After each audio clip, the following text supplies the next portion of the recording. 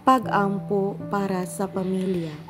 Sa ngalan sa Amahan, sa Anak, ug sa Espiritu Santo. Amen. Among mahigugmaon ug langit nung Amahan, nagahangyo ako nganha kanimo sa kinasing-kasing nga imo untang panalipdan ang akong pamilya, akong mga anak ug kapikas sa kinabuhi sa tanang mga disgrasya ug daotang kapalaran, sa mga daotang mga tao ug sa daotang espiritu.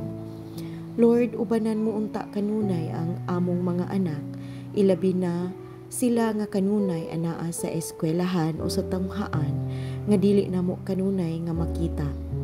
Ikaw, Lord, ang among saligan, ug magalaom kami nga imo silang panalipdan. Ipadala mo unta ang mga anghel nga maoy magwardya kanila tungod kay ang among panahon karon, Lord, dili na jud katiaw-tiawan. Amahan, panalipdan mo unta ang akong kapikas sa kinabuhi kanunay nga anaa siya sa kadalanan, kanunay nga nagbiyahe, nakikita sa iha mga kliyente o aduna siya'y mga meetings nga imo pud unta siya nga ubanan kanunay. Ilikay mo unta siya sa mga disgrasya, Lord, sa mga daotang mga tao ug sa daotang espiritu.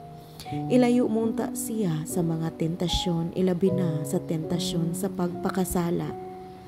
Amahan, ako usab nga ania sa panimalay nagatiman sa mga buhat sa balay. Ubanan mo unta ako kanunay, Lord, sa panahon nga ako mahadlok ug nag-inusara.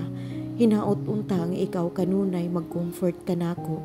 Sa panahon nga ako gikapoy ug nalibog, hinaot kanunay nimo akong pahinumduman nga ikaw anaara sa akong kiliran. Panalipdan mo unta ako ug ang akong gamay nga anak sa mga disgrasya ug daotang kapalaran. Hinaot unta nga ako masinabtanon ilabi na sa akong mga anak ug sa akong bana. Mapinanggaon sa akong mga anak ug higugmaon sila ug sabton ug tudluan namo sa maayong pamatasan. Magiyahan unta sila, Lord, ug tarong. Ikaw unta magapuyo ug magahari diri sulod sa among kasing-kasing ug hunahuna. Kini among gipangayo pinaagi ni Hesukristo nga among Ginoo. Amen. Sa ngalan sa Amahan, sa Anak ug sa Espiritu Santo. Amen.